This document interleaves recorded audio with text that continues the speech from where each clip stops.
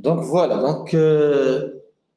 notre cours normalement concerne la programmation orientée objet en Java.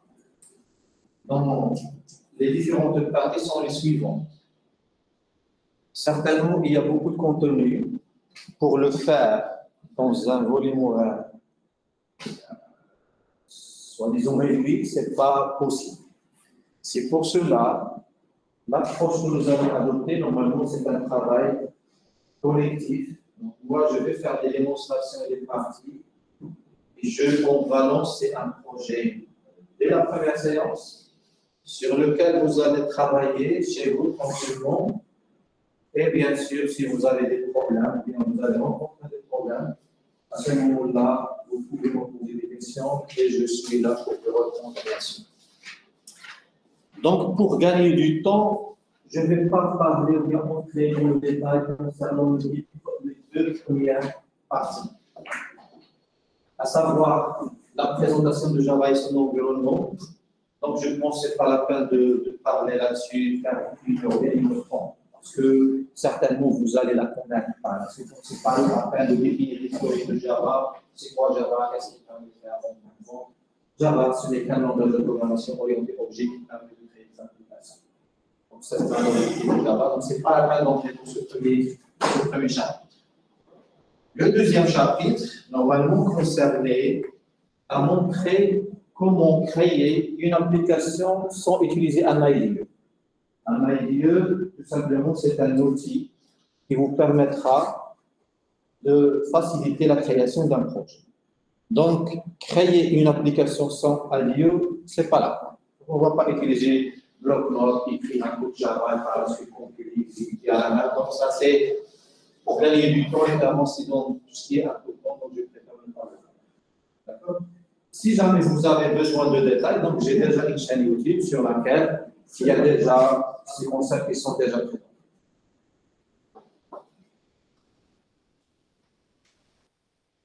Donc, nous allons déjà commencer directement par la troisième partie, et c'est là où on commence vraiment la programmation avec Java.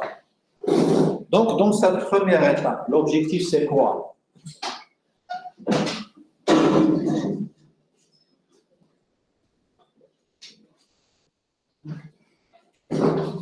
Comme je viens de dire, notre objectif principal, c'est quoi? C'est d'apprendre à réaliser des petites applications en utilisant Java. C'est-à-dire, nous allons définir les étapes à suivre et les concepts à maîtriser pour pouvoir réaliser une application orientée objet basée sur Java. Comme vous savez, n'importe quelle application, elle utilise des données. Sans données, et sans connaître les techniques de manipulation de données, c'est impossible de réaliser une application informatique avec n'importe quel langage. Donc, toute application, elle utilise des informations derrière ou bien des données. La question qui se pose, c'est comment utiliser Java en tant que langage pour manipuler les données. Nous, pour ce faire, nous allons déjà présenter c'est quoi les données primitives. Une fois maîtrisé les données primitives, Java, en tant que langage de programmation, d'accord, orienté objet, l'objectif, j'ai dit, c'est de manipuler les données. N'importe quelle application elle utilise les données derrière. Notre objectif, c'est de montrer comment manipuler les données avec Java.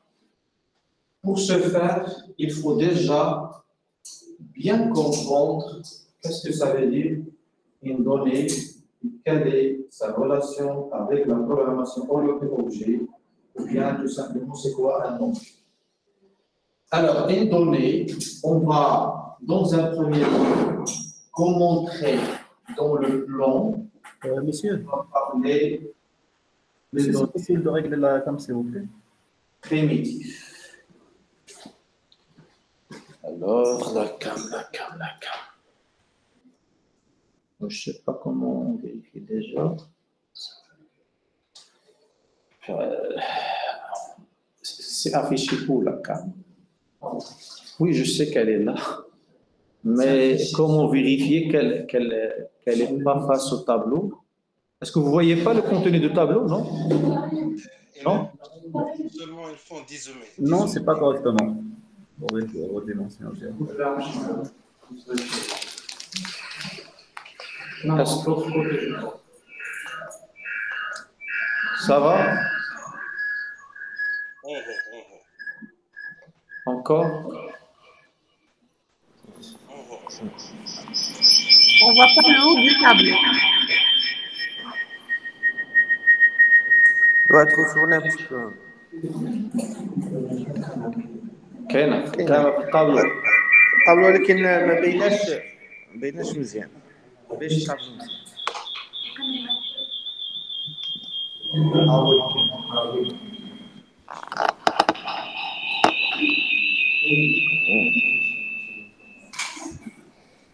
Et maintenant, je ne sais pas ce que vous êtes en train de voir, ce que je suis en train d'écrire, sinon ce n'est pas la peine d'écrire sur le tableau. Vous voyez?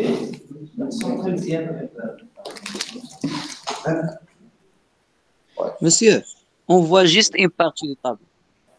D'accord, je vais essayer de voir. Non,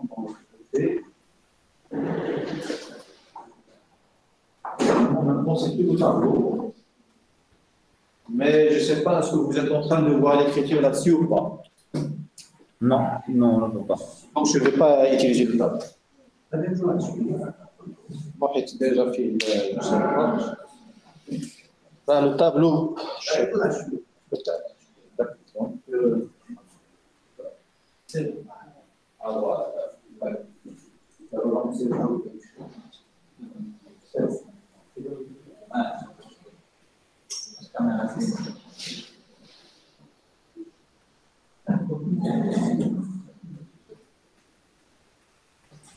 c'est bon. Donc, j'espère que vous êtes en train de voir ce que je suis en train d'écrire sur le tableau. Je vais essayer de.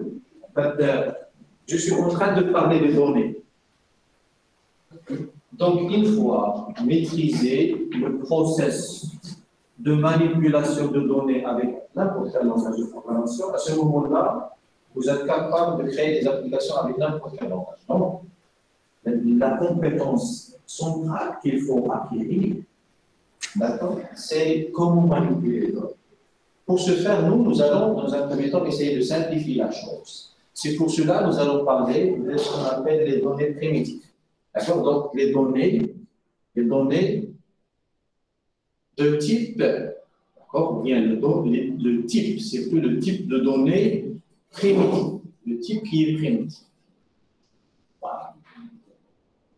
Donc, ça, c'est la première chose. Si vous allez maîtriser ça parfaitement, vous n'allez pas trouver de problème avec la programmation orientée objet en Java. Parce que pourquoi? Parce que la programmation orientée objet avec Java, un objet, finalement, il s'agit d'une entité qui englobe un certain nombre de données primitives. Donc, c'est un ensemble de données primitives. Donc, si je maîtrise la donnée, ou bien la manipulation des données primitives, Monsieur, je dois maîtriser les données objets. Monsieur, est-ce qu'on peut abandonner le tableau parce qu'on n'arrive pas à voir à distance? Oui, je pense que...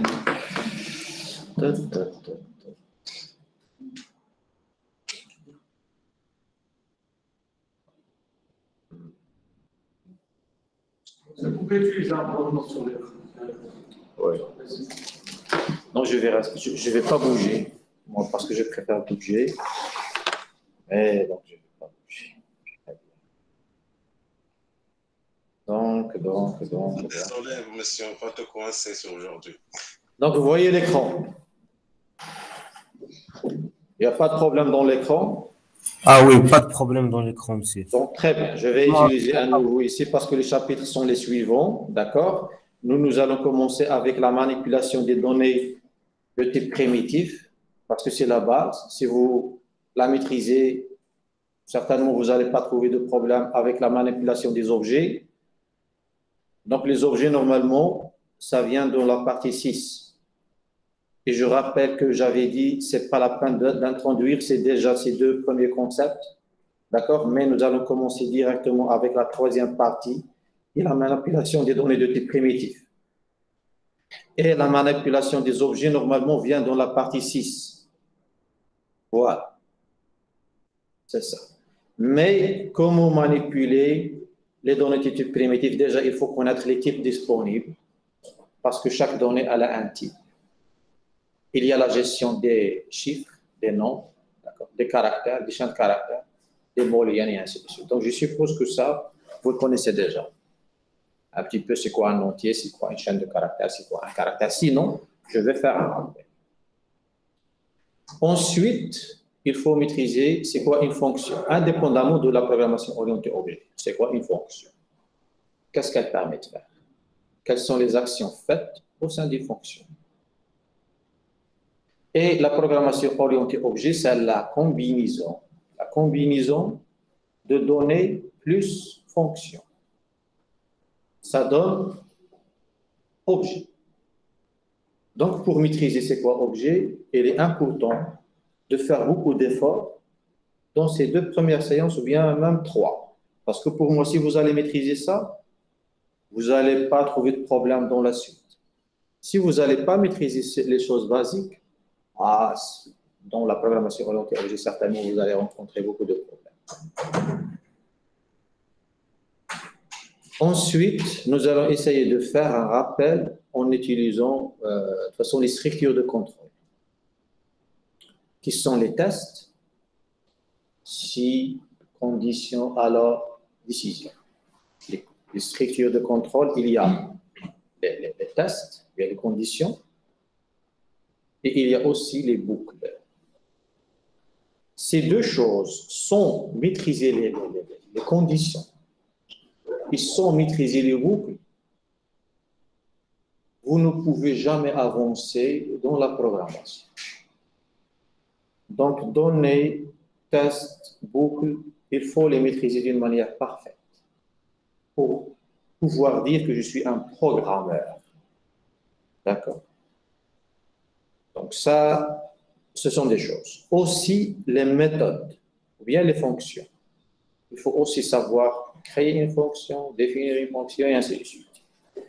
Alors, nous, peut-être, nous allons essayer d'arriver jusqu'à 23, peut-être, parce que toutes ces parties-là, ce sont que des exemples d'application de l'orienté objet. Vous ne pouvez pas connaître de 10 à 22 sans maîtriser les concepts de l'objet, qui sont en vert, les principaux concepts. Pour maîtriser le reste, vous devez maîtriser le vert. Et pour maîtriser le vert, vous devez maîtriser le bleu. D'accord? À ce moment-là, à partir de 22, vous êtes indépendant. Vous pouvez créer des applications et vous pouvez suivre des cours sur Internet à gauche et à droite et vous êtes capable de comprendre. C'est pour cela, nous, on n'aura pas le temps de créer ou bien de faire des démonstrations ici dans la classe pour créer des applications. Alors, à partir de la 23 jusqu'à, je ne sais pas, ça, surtout la partie 23-24, c'est-à-dire l'accès aux bases de données et les interfaces graphiques, en particulier avec JavaFX. Normalement, j'ai déjà une chaîne YouTube, d'accord? dans laquelle il y a la manière qui vous montre, c'est-à-dire un ensemble de démonstrations, il y a 9 démonstrations qui vous montrent, si vous avez remarqué, à partir de 24. D'accord? Les interfaces graphiques avec JavaFX. Une fois comprendre c'est quoi un objet, vous êtes capable de créer des interfaces graphiques. Parce que finalement, une interface graphique, ce n'est qu'un objet. D'accord? Un objet composé de plusieurs objets. Et ça, c'est à partir de ces démonstrations que je vais vous donner le lien par la suite. Donc, vous pouvez, je ne sais pas, commencer à aller voir dès aujourd'hui pour prévoir comment déjà apprendre et qu'est-ce que vous devez maîtriser. D'accord? Donc, c'est ça l'approche que nous allons suivre. En même temps, la programmation orientée objet nécessite des compétences en conception orientée objet. C'est-à-dire la conception, je dois être capable. Parce que la conception va, c'est-à-dire la conception, ça c'est sur papier, va vous aider à trouver les éléments nécessaires à écrire par le biais des schémas graphiques, tels que diagrammes, surtout diagrammes de classe. D'accord? Ça n'empêche qu'il y a un ensemble de diagrammes. Donc, nous allons essayer de découvrir ça pas à pas. C'est pour cela que je vais commencer par une première chose, et je préfère utiliser bloc-notes. D'accord? Alors, notre objectif maintenant, c'est de utiliser ou bien créer un premier programme en Java. D'accord? Ça, c'est notre objectif. Java, c'est un langage. Il faut dire langage, il faut respecter la syntaxe. Donc, créer un premier programme, je peux minimiser la taille du problème déjà. Comment créer un problème ou bien un programme qui ne fait rien? D'accord? Donc, créer un programme qui ne fait rien. Il ne fait rien, mais il y a des étapes à respecter. Pour ce faire, il faut commencer par créer un projet. D'accord? Et ce projet-là, pour le créer, nous allons utiliser un IDE, parce que j'ai sauté la première étape. Cet IDE-là, je vais utiliser Eclipse. Sachant que vous pouvez trouver autre IDE. NetBeans ou IntelliJ, d'accord, autre. Alors, moi, je vais utiliser, voilà, Eclipse.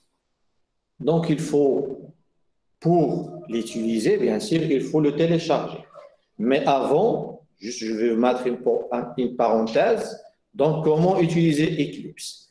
Déjà, donc, les étapes d'installation, d'accord? De mise en œuvre, je veux dire, de mise en œuvre de l'environnement, rapidement. Qu'est-ce qu'il vous faut? Si vous n'arrivez pas à installer, il faut chercher sur Internet. Moi, j'ai des démos sur YouTube, sinon vous pouvez chercher autre chose pour installer et configurer votre machine. Donc, les étapes de mise en œuvre, ça c'est avant d'utiliser Eclipse, bien sûr, c'est ici. D'accord? C'est ici. Donc, c'est quoi? La première chose, il faut installer le GDK. GDK. D'accord? Le GDK, il peut avoir la machine virtuelle, Java Runtime Environment et des outils d'exécution, ainsi de suite. Donc, ça dépend de la version. Moi, j'utilise ici la version 8, je pense. D'accord? Mais il y a jusqu'à la version 14, 15. Je ne sais pas la dernière, je ne connais pas. Installer le GDK en premier lieu. 2, c'est installer Eclipse. Ça, il faut savoir le faire, ou bien il faut essayer de le faire. Je ne vais pas rentrer dans ce détail. Une fois Eclipse il est là, je peux le démarrer et il connaît le chemin de GDK. Donc, le Eclipse doit connaître le chemin de ton GDK pour pouvoir exécuter. Il faut créer bien sûr un projet, plutôt un dossier dans lequel vous allez mettre vos projets Java. Par exemple, pour mon cas, j'ai un dossier qui s'appelle projet, j'ai un dossier qui s'appelle Java au sein de projet dans lesquels je mets mes projets. Donc ça, c'est mon espace de travail. Alors, je vais faire un OK et ensuite, Eclipse, je vais avoir une interface dans laquelle je vais vous montrer les étapes à suivre pour créer un projet Java. Donc, une fois chargé, voilà, donc, c'est pas ça, attendez, je fais fermer tout. Donc, moi, j'ai plusieurs projets ici, mais ça n'empêche, je peux faire New, d'accord? Java Project, il faut faire attention, Project, d'accord? Project. Sinon, vous pouvez directement créer ce plus ici et avoir Java Project. Je vais faire un Next. Je dois donner un nom à mon projet et je vais l'appeler M1, d'accord? 2i BDCC et je vais mettre 2021. C'est ça mon projet. Si vous n'allez pas avoir ceci, c'est-à-dire votre Eclipse ne connaît pas le GDK. Donc, vous allez créer le projet, écrire le code source, mais il ne sera pas reconnu. Déjà, les classes appartenant aux librairies déjà appartenant au GDK, ils ne seront pas reconnus. Et aussi, vous ne pouvez pas compiler et exécuter votre programme. Donc, il faut que vous aurez ici la version de GDK installée. Sinon, il faut faire des configurations, bien sûr, après avoir installé le GDK. Donc, ici, je vais faire un finish. Maintenant, il va créer une structure de projet qui s'appelle, voilà ça. En fait, ça, c'est l'IDE qu'il a fait. Il a créé un dossier qui s'appelle M1 2IBDDC 2021 et elle a un dossier source, SRC. C'est dans le dossier SRC que je vais créer mes classes Java. Parce que Java, c'est un langage de programmation.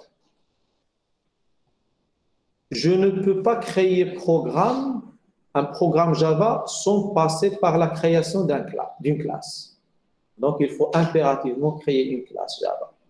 Cette classe, normalement, pour une meilleure organisation. D'accord? Pour juste une meilleure organisation. Donc, commencez par créer un projet Eclipse, donc 1. D'accord? Et ensuite, créer un package. Et un package, ce n'est qu'une arborescence. Je ne sais pas son écriture. Je vais l'écrire de cette manière. Arborescence. D'accord? Peut-être mal orthographié, mais ce n'est pas grave. L'arborescence. Mon arborescence de dossier ou bien de package Java. Chaque package, il contient, par exemple, un module. Parce que finalement, je vais avoir un projet, gestion de magasin. Et dans ce projet-là, j'ai plusieurs classes. Pour une meilleure gestion, je dois regrouper ces classes-là dans des packages. D'accord? Et ces packages, ce n'est qu'un ensemble de dossiers. Donc, maintenant, je vous montre comment créer un package. Il faut le créer de préférence. Donc, nous allons sur SRC, clic droit. Je vais mettre New, d'accord? Package. Et le package, déjà, vous devez avoir ici le dossier dans lequel il va le mettre. Il va mettre dans le projet /src et je vais mettre mon dossier que je vais l'appeler un nom significatif et en général, j'inclus même le nom de domaine de la société et ainsi de suite. Par exemple, nous allons utiliser comme de BDCC, par exemple, voilà. Et je peux mettre, ça c'est un dossier commun, et je peux préciser un dossier qui s'appelle, je ne sais pas, on peut l'appeler par exemple Step 1. D'accord? C'est des tests. C'est-à-dire, qu'est-ce qu'il va faire derrière? Il va créer un objet comme, plutôt un dossier comme dans SRC. Il va créer un dossier 2IBDDC dans COM. Et il va créer un dossier Step 1 dans 2IBDCC. Alors, si je vais mettre un finish, si je vais explorer l'arborescence, qu'est-ce que je vais avoir? Je vais aller dans projet, dans le dossier projet, voilà, et je vais aller dans Java, et je vais aller dans, on l'a appelé quoi le projet? On l'a appelé M1, d'accord? Donc M1, voilà M1, 2IBDCC 2021. Vous voyez ici déjà, il met un dossier bin. Le dossier bin, normalement, ce sont les classes compilées. C'est quoi une classe compilée? Parce que Java, c'est portable. Ça concerne les deux premières séances, mais je vais juste faire une petite parenthèse. Les classes, ou bien le code source de Java, il est portable. Pourquoi il est portable? Il peut être exécuté sur n'importe quel environnement. Pourquoi il est exécuté sur n'importe quel environnement? Parce qu'il est compilé dans un fichier dont l'extension est .class, et ce fichier .class qui représente le bytecode, il peut être reconnu par n'importe quel environnement, par exemple Windows, macOS, Linux, Unix, et ainsi de suite. Donc le bin contiendrait plutôt les classes compilées. Jusqu'à maintenant, on n'a pas créé de classe. Qu'est-ce que nous avons créé? Dans le dossier SRC, il y a un dossier COM. Dans le dossier COM, il y a 2IBDCC et de ça, Step 1. Step 1, il est vide. Donc, nous, si nous allons revenir dans le dossier, ou bien dans le package, ce n'est qu'un dossier côté Windows. Et je peux mettre new, et je vais mettre classe Java, classe. Donc, c'est très simple. Créer un projet, créer un package dans SRC, créer une classe. Ici, déjà, l'IDE, il vous facilite la tâche. Entrez le nom de la classe, et il faut faire attention à ce que votre classe appartiendrait à un package. Ici, elle va appartenir au dossier Step 1, et je vais mettre comme premier programme, je peux le mettre programme. D'accord? Et ici, normalement, vous pouvez même mettre public static void, moins que je préfère la générer à la main. Si vous allez la cocher, il va la générer automatiquement. Donc, l'IDE, il est là pour vous simplifier la tâche. Donc, finish. Voilà. Donc, ça, c'est un programme. D'accord? Un programme vide. Un programme vide. Donc, ça, c'est un programme vide. C'est quoi un programme vide en Java? C'est une classe vide. D'accord? Créer une package et nous avons montré comment créer une classe vide. D'accord? Quelle est la syntaxe? Public. D'accord? C'est simple. Maintenant, pour créer une classe Java, comment faire? Public, classe, le nom de la classe. Il faut respecter la syntaxe. P minuscule, C minuscule, tout est minuscule ici. Et il faut créer un nom de la classe. Le nom de la classe, normalement, doit avoir des caractères simples. Il ne faut pas qu'elle commence par un numéro. Il ne faut pas que le nom contienne des espaces, ou bien des caractères spéciaux, tels que point d'interrogation, point d'exclamation, ainsi de suite. Il faut utiliser des noms simples, significatifs. Notre classe ici, elle commence par une lettre en majuscule. Ça, c'est une convention. En Java, les classes doivent commencer par une lettre majuscule. Et ici, je peux mettre ce que je veux. Donc, moi, j'ai mis programme. Voilà. Le début de la classe, la fin de la classe. C'est simple. Celui-là aussi, non. Oui, ça c'est... Par la suite, on verra ça. D'accord? Sinon, on peut même retirer public. D'accord? Donc, directement classe, le nom de la classe, début du programme, début de la classe, je vais dire, fin de la classe. Monsieur, on voit rien, monsieur. On voit rien. Il y a des erreurs. Oui, je reprends. Donc, une classe vide, vous allez mettre classe, programme. On a dit de commencer avec une lettre majuscule. Donc, il s'agit d'une classe qui est vide, un programme qui n'a rien. Donc, maintenant, l'étape qui suit, est-ce que mon programme, parce que finalement, un programme doit être exécutable, est-ce que la classe que je viens de créer, est-ce qu'elle peut donner lieu à un programme exécutable? Non. Donc, classe vide, je peux dire non exécutable. D'accord? Classe exécutable. C'est-à-dire, je connais comment créer une classe vide. Maintenant, je dois être capable de créer une classe vide qui fait rien plutôt, c'est pas vide, qui fait rien, mais exécutable, au moins. Alors, je vais faire la même chose. Classe programme.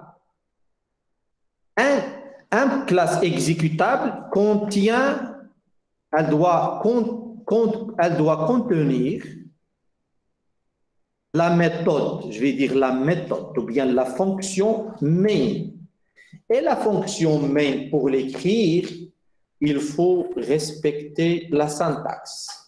La syntaxe de la fonction main, vous devez respecter ces choses-là. Public, static, void, main, entre parenthèses, un tableau de chaîne de caractères.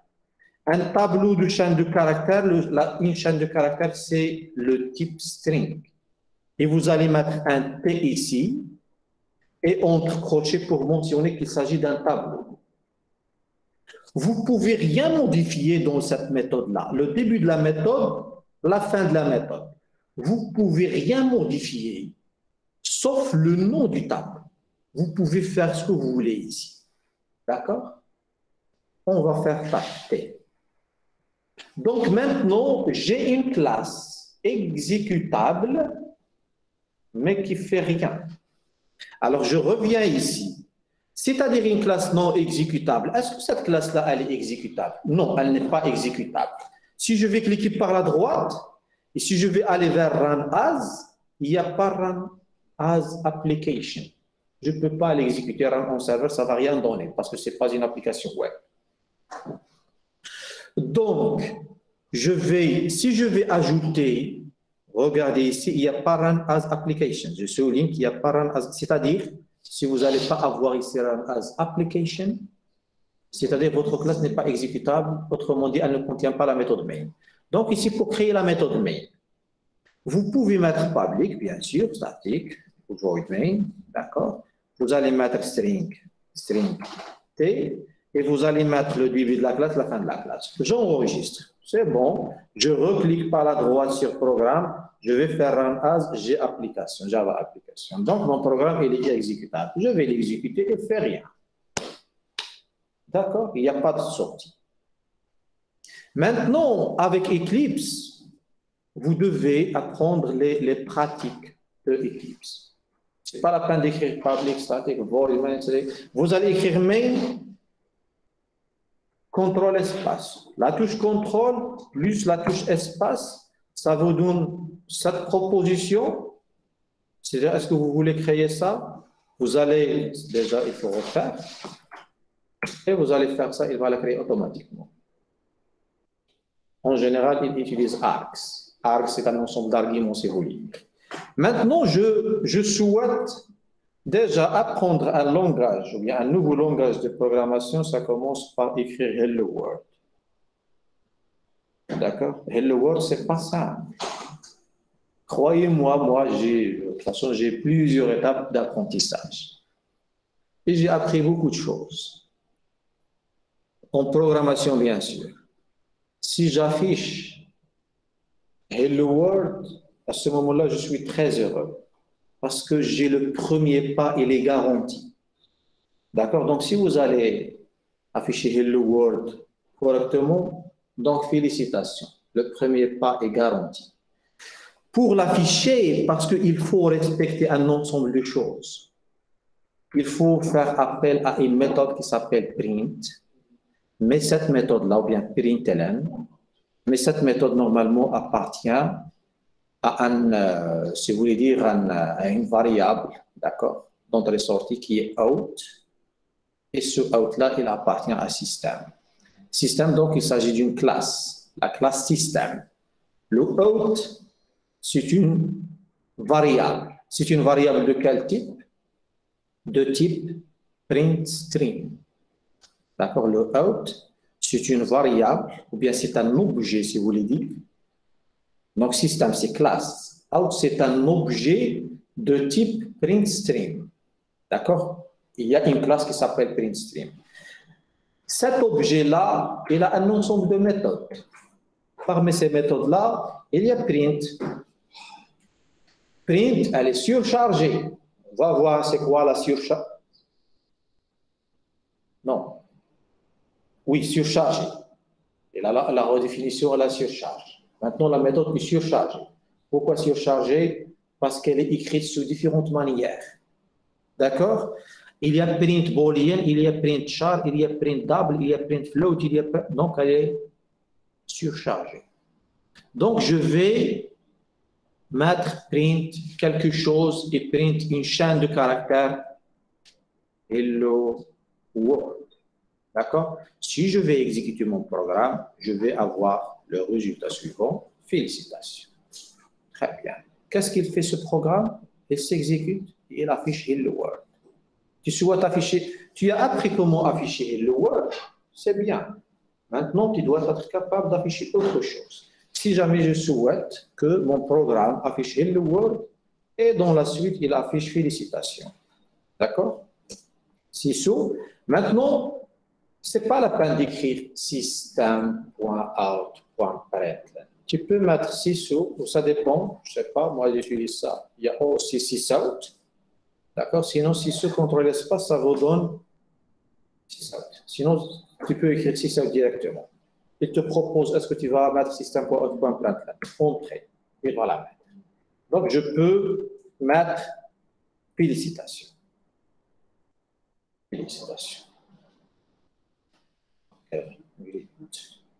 D'accord? L'exécution d'un programme se fait de manière séquentielle, c'est-à-dire il va exécuter hello world parce que derrière, vous pouvez considérer qu'il y a un exécuteur des instructions. Il y a deux instructions à exécuter. La première, le programme, tu dois lui donner l'ordre d'afficher hello world. La deuxième instruction, tu vas lui donner l'ordre d'afficher félicitations, greet. D'accord? Donc, il va les afficher. Très bien. Donc, jusqu'à maintenant, on sait comment créer un programme. Parce que j'ai utilisé print. Print ne revient pas à la ligne. Je peux mettre println pour revenir à la ligne. Voilà. Hello world, félicitations, greet. Donc, jusqu'à présent, on sait comment créer un projet Java, comment créer un package, comment créer une classe vide non exécutable. Qu'est-ce que ça veut dire exécutable? On sait comment créer la méthode main, on sait comment créer des instructions et afficher des messages. Donc, vous pouvez afficher plein de messages. Mon application ne sait que afficher des messages. Mais elle ne fait pas de contrôle. Les structures de contrôle, soit les boucles, soit les tests. Et elle ne gère pas de données. Donc, l'étape suivante, c'est comment créer une classe Java pour traiter des données. Donc, c'est pour cela que je peux créer maintenant rapidement, maintenant dans la suite, vous devez faire la chose rapide. Donc, créer une classe, toujours dans le même package, parce qu'il faut sélectionner le package, cliquer sur plus et cliquer sur classe, et vous allez mettre next, et je vais créer un autre programme que je vais l'appeler programme 2. Question, est-ce que cette classe, elle est exécutable? Non. Il faut qu'elle a le main. D'accord? Maintenant, vous devez avoir cette habitude-là. Je sais comment afficher un message. Maintenant, mon objectif, c'est de créer une donnée. Qu'est-ce que ça veut dire une donnée? D'accord? Ces données-là, à votre avis, se trouvent où? Et quand est-ce que je parlais de données? À quel moment exactement? Parce que le programme, il contient un code source et par la suite, qu'est-ce qu'on va faire avec ce code source? On va l'exécuter. Donc, pendant l'exécution, les données, une fois dire données, les données doivent être stockées. Les données d'un programme doivent être stockées. D'accord? Elles sont stockées où? Dans la mémoire. Ce n'est pas dans le disque dur, dans la mémoire. Stocker, autrement dit, la donnée doit avoir une taille. D'accord? La donnée doit, ou bien avant ça, la donnée a un type.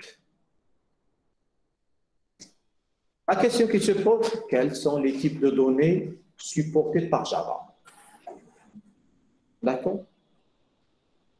Donc, la chose la plus simple, c'est int. Int, c'est un entier. Int, c'est un type de donnée. Maintenant, comment créer une donnée de type entier? Créer une donnée de type int. Qu'est-ce qu'il faut faire? Respecter. Respecter quoi? La syntaxe. Déjà, dans la syntaxe, il faut savoir écrire l'instruction. Chaque instruction se termine par un point-virgule. Ici, pour créer une donnée de type entier, je commence par le type. Le int minuscule, si vous allez mettre le int majuscule, il n'est pas connu. Donc, un type primitif toujours commence par majuscule. Et un type composé ou bien compliqué ou bien classe, ça commence par majuscule. Ça, c'est un type qui indique champ de caractère. Est-ce que c'est un type primitif? Non. C'est une classe. Et jusqu'à présent, on utilise les classes prédéfinies. D'accord? Parce que Java, c'est très large. Il contient déjà beaucoup de choses que vous pouvez réutiliser. Parmi ces choses-là, il y a les chaînes de caractères. Je reviens à notre type primitif. La syntaxe est la suivante. Précisez le type, espace ou bien un ensemble d'espaces, au moins un espace. Et vous allez mettre le nom de la variable. Et la suivre par point virgule. J'ai créé une instruction. Chaque instruction a un objectif. L'instruction précédente ici, elle affiche Hello World, c'est-à-dire elle donne à la machine un ordre. Et il faut connaître qu'il y a des entrées-sorties. Le programme, il interagit avec soit l'écran, d'accord, par le biais de system.out.print. Il interagit avec quoi d'autre? Avec la mémoire vive. Par le biais de quoi? De déclaration. C'est quoi la différence entre cette instruction qui est system.out.println? Mon programme, il va agir avec quoi? Avec l'écran. Il va lui envoyer un flux d'informations qui doivent être affichées sur l'écran. Cette instruction, je dois procéder de la même logique. Il va envoyer un message à qui? À la mémoire. Pour faire quoi? Pour réserver l'espace mémoire suffisant pour stocker un entier. Et l'espace de stockage doit avoir une adresse. D'accord? Donc, il va utiliser, d'accord? C'est-à-dire, il va donner un ordre d'utiliser la RAM pour stocker une variable. Et il faut faire une simple comparaison avec la réalité. Supposons que vous avez un grand magasin dans lequel vous avez plusieurs petites caisses ou bien boîtes. Et dans chaque boîte, vous allez mettre une valeur. La valeur, c'est vous allez mettre quelque chose dedans. Et donc, si jamais vous n'allez pas gérer d'une bonne manière vos boxes, à ce moment-là, vous n'allez pas les retrouver. C'est-à-dire chaque box doit être étiquetée par une adresse. C'est le même cas que la RAM. Donc, c'est une gestion ça derrière. Donc, le A, il est reconnu par une adresse suite à cette déclaration. Donc, si j'exécute mon programme, qu'est-ce qu'il va faire? Non. Il ne va pas stocker. J'ai juste créé l'espace. Il va réserver l'espace. Très bien. Il va réserver l'espace.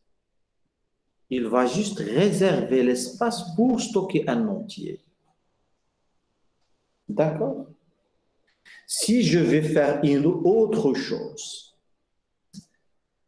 int B, quand est-ce qu'il réserve l'espace? Pendant l'exécution. Comme tout à l'heure, est-ce qu'il va afficher maintenant un message? Ça, c'est de tout à l'heure, si je vais faire un clear. Est-ce qu'il va afficher un message? Non, c'est pendant l'exécution. Est-ce qu'il va réserver un espace? Non, c'est pendant l'exécution qu'il va interagir avec les autres périphériques. D'accord? Donc maintenant, j'ai deux espaces mémoire. Un espace mémoire pour A et un autre espace mémoire pour B. Donc, jusqu'à présent, qu'est-ce que je fais? Je réserve l'espace mémoire. On gère les données. J'ai une donnée qui s'appelle A, capable de manipuler les entiers. Donc, si je vais faire A égale à 5, c'est-à-dire mettre la valeur 5, attention à égal. Égal, dans un langage de programmation, ça ne signifie pas l'égalité, mais ça signifie l'affectation. Autrement dit, si vous voulez dire, signifie le remplissage. Donc, je remplis A par 5. Vous allez remplir votre case par 5. Si vous avez deux verres, vous allez, le verre, il est capable de contenir quelque chose. Comme le A, il est capable de contenir quelque chose. Une fois vous avez le verre, d'accord, un verre sur votre bureau, par exemple ça, vous pouvez le remplir par quelque chose. Jusqu'à maintenant, il est vide. Vous pouvez, je ne sais pas, le remplir par du thé, je ne sais pas. D'accord? Je vais faire comme ça. C'est-à-dire, vous allez mettre une valeur dedans. D'accord? La même chose. Pour A, j'ai mis 5. Donc, j'ai mis 5 dans A. Alors, je vais faire ceci. Alors, si je vais mettre 5 plus 9, je vais, parce que le égal dit mettre dans A, ce qui est à droite. Donc, il faut déjà que la machine évalue ce qui est à droite.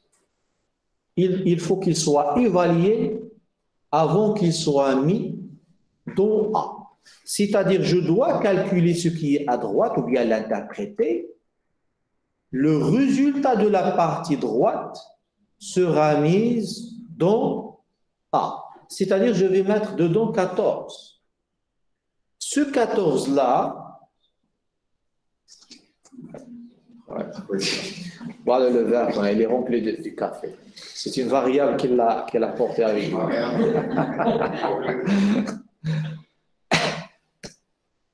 Maintenant, si je souhaite, j'ai mis quelque chose dans la mémoire, je souhaite l'afficher à l'écran. C'est sur A. Qu'est-ce que ça signifie? Je consulte un espace mémoire et je vais afficher son contenu. D'accord? C'est-à-dire son contenu, c'est quoi? C'est 14. Il va afficher 14. Donc ici, il y a combien d'interactions? J'interagis avec la RAM, réserver l'espace mémoire, interagir avec la RAM, réserver l'espace mémoire.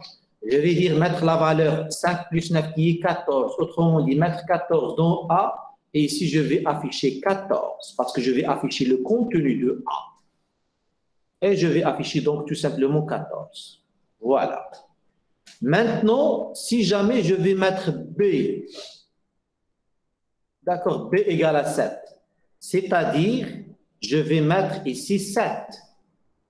Maintenant, si je vais mettre afficher A, par exemple, égale à B plus 9, parce que B se trouve à droite, je vais utiliser sa valeur. Comme si tu as mis ici égal à 7 plus 9, parce que ça se trouve à droite. D'accord? Donc 7 plus 9, 16, il va afficher 16. Qu'est-ce qu'il affiche? 14. Pourquoi 14? 7 B plus 9. A. Comment? Attends, parce que je n'ai pas encore enregistré. Parce qu'on a affiché que A. On n'a pas. A, mais A égale à quelque chose, égale déjà la valeur de B parce que je n'avais pas enregistré. C'est ça le problème. Donc, si je vais afficher 16 parce que je dois enregistrer. Il y avait un étoile ici. D'accord? Maintenant, j'affiche 16. C'est quoi le A? Le A, c'est là. Comment l'interpréter cette instruction? Il faut savoir l'interpréter. Égal à la valeur de A plus la valeur 9. La valeur plutôt égale à la valeur de B plus la valeur 9. C'est-à-dire égal à 7 plus 9. Je vais mettre A égale à B plus A. Mais le A, je dois avoir déjà une valeur. A égale à 10, par exemple. Qu'est-ce que je vais mettre? Réserver l'espace. Je vais exécuter ça pas à pas. Donc, je vais effacer cette partie-là. Bon. Voilà, il faut savoir exécuter, donc dessiner des schémas. Il ne faut pas hésiter à le refaire plusieurs fois. Donc, la première instruction, int A, un espace mémoire.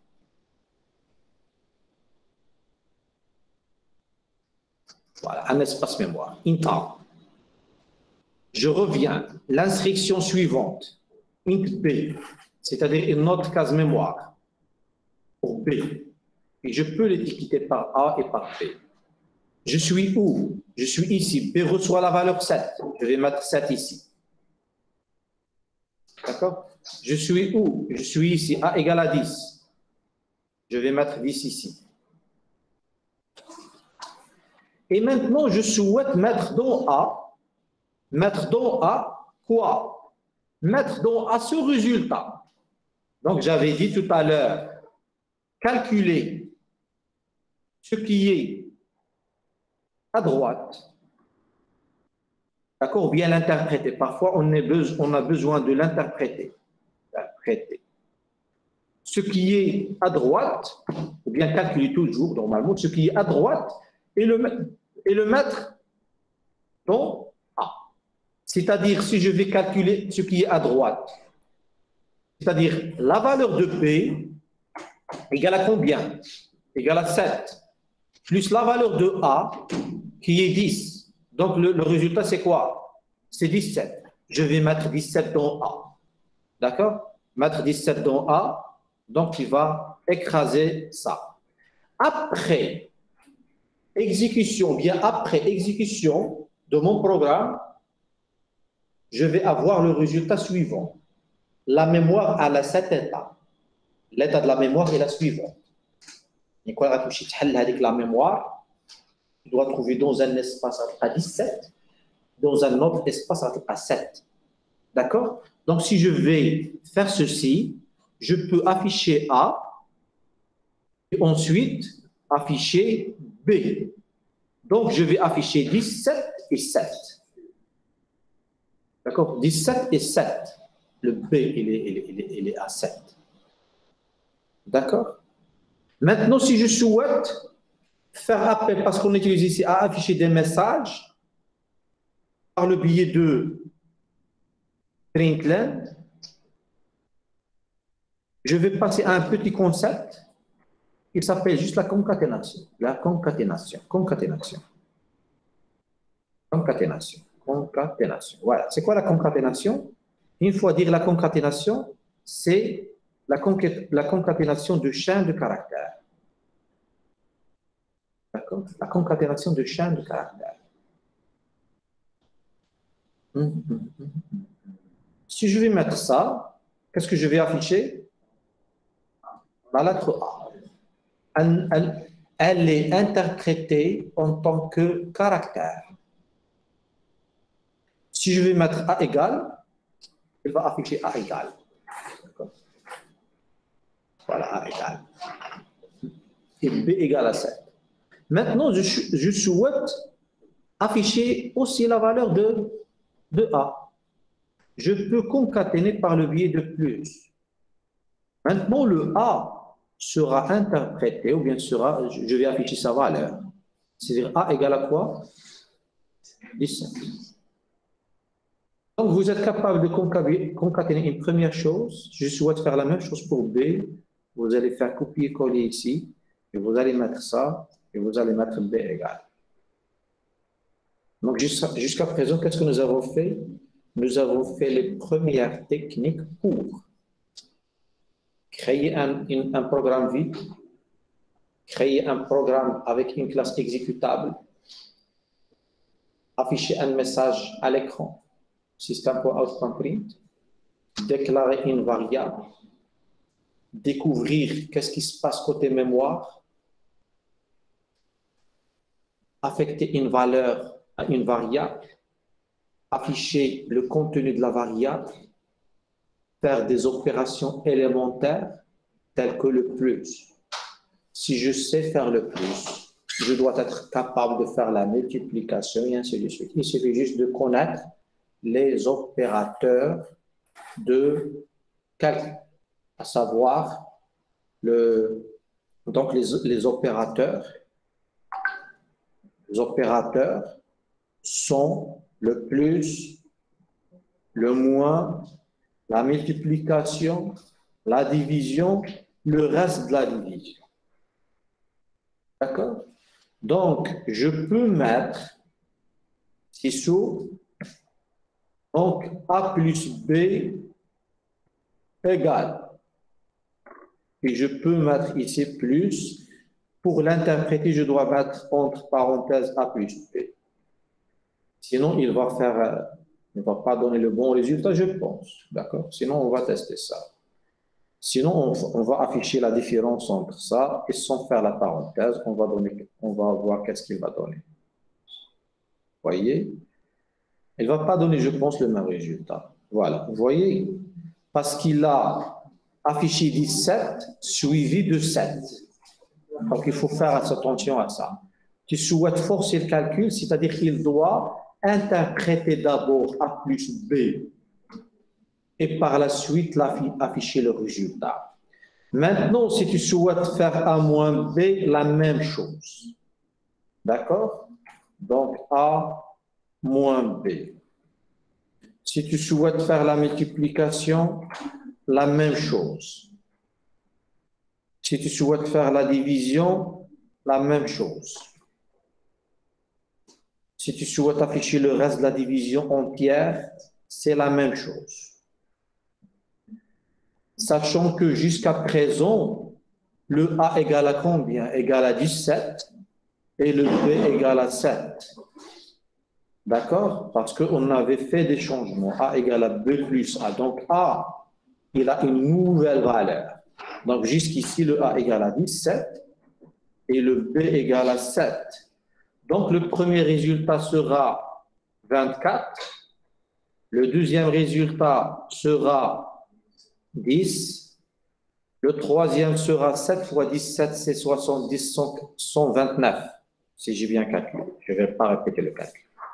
Dites-moi si j'ai tort. A sur B, c'est 17 sur 7, c'est 2. 2, entière, on ne sait pas, on va voir. C'est 2, peut-être virgule quelque chose, sinon c'est directement 2.